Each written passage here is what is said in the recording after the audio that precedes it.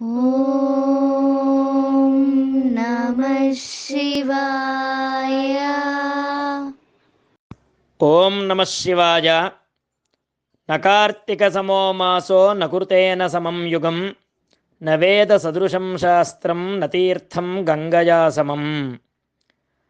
కార్తీక మాసానికి సమానమైనటువంటి మాసమేదీ లేదు. సత్యయుగంతో సమానమైన యుగమేదీ లేదు. వేదములతో సమానమైన శాస్త్రమేదీ లేదు.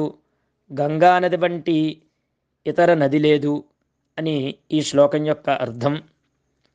అదేవిధంగా మనము పరమ పవిత్రమైనటువంటి కార్తీక మాసంలో ఉన్నాము. ఆ కార్తీక మాసం యొక్క వైశిష్ట్యాన్ని తెలిపే కార్తీక పురాణము తెలుసుకునే ప్రయత్నాన్ని చేద్దాం. ఓం నమః శివాయ. ఓం నమో నారాయణాయ. కార్తీక పురాణం 14వ అధ్యాయము. ఆంబోతుకు అచ్చువేసి వదులుట. వృషోత్సర్జనము. తిరిగి వశిష్ఠ మహర్షి కార్తీక మాస మహత్యాలను గురించి తనకు తెలిసిన అన్ని విషయాలను జనకుడికి చెప్పాలనే కుతూహలంతో ఇలా చెబుతున్నారు. ఓ జనక మహారాజా, కార్తీక పౌర్ణమి రోజున పితృప్రీతిగా వృషోత్సర్జనం చేయడం, సాలగ్రామ దానం చేయడం, ఉసిరికాయల్ని ఆమలకం, దక్షిణ తాంబూలాదులతో దానం చేయడం మొదలగు పుణ్యకార్యాలు చేయడం వల్ల వెనుకటి జన్మల్లో చేసిన సమస్త పాపాలు తొలగిపోతాయి. అలా చేసేవారికి 1,000,000 అశ్వమేధయాగముల ఫలితం దక్కుతుంది. వారి వంశానికి చెందిన పితృదేవతలు పైలోకాల నుండి ఎవరు ఆంబోతికి అచ్చువేసి వదులుతారో అని ఎదురు చూస్తూ ఉంటారు. ప్రతి సంవత్సరం కార్తీక మాసంలో శక్తి కొలది దానం చేసి, వ్రతం ఆచరించి, శివకేశవులకు ఆలయంలో దీపారాధన చేసి, పూజ రోజున రాత్రంతా జాగారం ఉండి, మరునాడు శక్తి కొలది బ్రాహ్మణులకు, సన్యాసులకు భోజనం పెట్టిన వారు ఇహపరాల్లో సర్వసుఖాలను పొందగలరు అని వివరించారు. కార్తీక మాసంలో చేయాల్సిన పనులను చెప్పిన వశిష్ఠుడు మరికొన్ని నిత్యాచరణ విధులతో పాటు చేయకూడనివి ఏవో ఇలా చెబుతున్నారు. ఓ రాజా, పరమ పవిత్రమైన ఈ నెలలో పరాన్న భక్షణం చేయరాదు. మరొకరి ఇంట భుజించరాదు. ఇతరుల ఎంగిలి ముట్టుకోకూడదు, తినకూడదు. శ్రాద్ధ భోజనం చేయకూడదు. నీరుల్లి తినకూడదు. శివార్చన, సంధ్యావందనం, విష్ణు పూజ చేయని వారు వండిన వంటలు తినరాదు. పౌర్ణమి, అమావాస్య, సోమవారాలు, సూర్యచంద్రగ్రహణ రోజుల్లో భోజనం చేయరాదు. కార్తీక మాసంలో నెల రోజులు రాత్రుల్లో భోజనం చేయకూడదు. మాసనక్తం ఆచరించేవారు తప్ప. ఈ నెలలో విధవ వండినది తినకూడదు. ఏకాదశి, ద్వాదశి వ్రతాలు చేసేవారు ఆ 2 రాత్రులు తప్పనిసరిగా జాగారం చేయాలి. ఒక్క పూట మాత్రమే భోజనం చేయాలి. ఈ నెలలో ఒంటికి నూనె రాసుకుని స్నానం చేయకూడదు. పురాణాలను విమర్శించరాదు. కార్తీక మాసంలో వేడి నీటితో స్నానం కళ్ళుతో సమానమని బ్రహ్మదేవుడు చెప్పాడు. కాబట్టి వేడి నీటి స్నానం చేయకూడదు. ఒకవేళ అనారోగ్యం ఉండి ఎలాగైనా విడవకుండా కార్తీక మాస వ్రతం చేయాలనే కుతూహలం ఉన్నవారు మాత్రమే వేడి నీటి స్నానం చేయవచ్చు. అలా చేసేవారు గంగా, గోదావరి, సరస్వతి, యమున నదుల పేర్లను మనస్సులో స్మరించి స్నానం చేయాలి. తనకు దగ్గరగా ఉన్న నదిలో ప్రాతకాలంలో స్నానం చేయాలి. నదులు అందుబాటులో లేని సమయంలో నూతిలో కానీ చెరువులో కానీ స్నానం చేయవచ్చు. ఆ సమయంలో కింది శ్లోకాన్ని స్మరించుకోవాలి. గంగే చ యమునే కృష్ణే గోదావరి సరస్వతి నర్మదే సింధు కావేరీ జలేస్మిన్ సన్నిధిం కురు.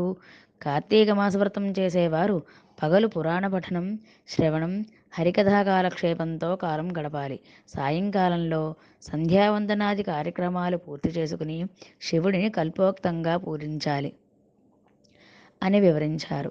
అనంతరం కార్తీక మాస లఘు శివపూజా కల్పాన్ని గురించి వివరించారు. కార్తీక మాస లఘు శివపూజా కల్పము. ఓం శివాయ నమః. ధ్యానం సమర్పయామి. ఓం పరమేశ్వరాయ నమః. ఆవాహనం సమర్పయామి. ఓం కైలాసవాసాయ నమః. నవరత్నఖచితహేమసింహాసనం సమర్పయామి. ఓం గౌరీనాథాయ నమః. పాద్యం సమర్పయామి. ఓం లోకేశ్వరాయ నమః. అర్ఘ్యం సమర్పయామి. ఓం వృషవాహాయ నమః. స్నానం సమర్పయామి. ఓం దిగంబరాయ నమః. వస్త్రం సమర్పయామి. ఓం జగన్నాథాయ నమః.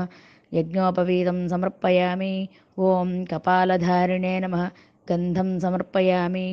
ఓం సంపూర్ణగుణాయ నమః. పుష్పం సమర్పయామి. ఓం మహేశ్వరాయ నమః. ధవళాక్షతాన్ సమర్పయామి. ఓం పార్వతీనాథాయ నమః.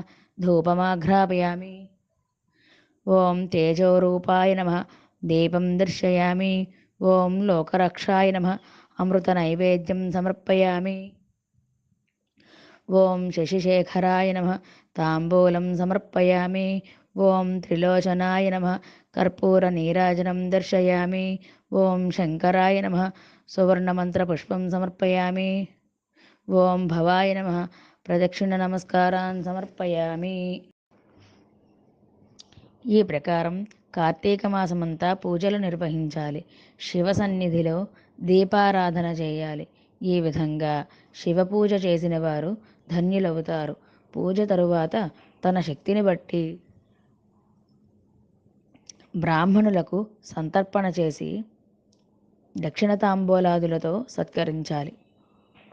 ఇలా చేసినట్లయితే 100 అశ్వమేధ యాగాలు, 1000 వాజపేయ యాగాలు చేసిన ఫలం లభిస్తుంది.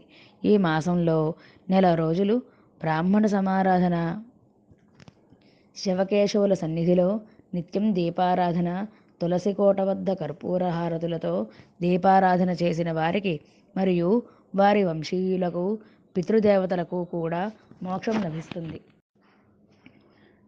శక్తి కలిగి ఉండి కూడా ఈ వ్రతం ఆచరించని వారు 100 జన్మలు నానాయోనులయందు జన్మించి ఆ తరువాత నక్క, కుక్క, పంది, పిల్లి, ఎలుక మొదలగు జన్మలనెత్తుతారు. ఈ వ్రతాన్ని శాస్త్రోక్తంగా ఆచరించేవారు 15 జన్మల పూర్వజ్ఞానాన్ని పొందుతారు. వ్రతం ఆచరించిన, పురాణం చదివిన, విన్న అట్టివారు సకల ఐశ్వర్యాలను పొందుతారు. అంత్యమున మోక్షాన్ని పొందుతారు.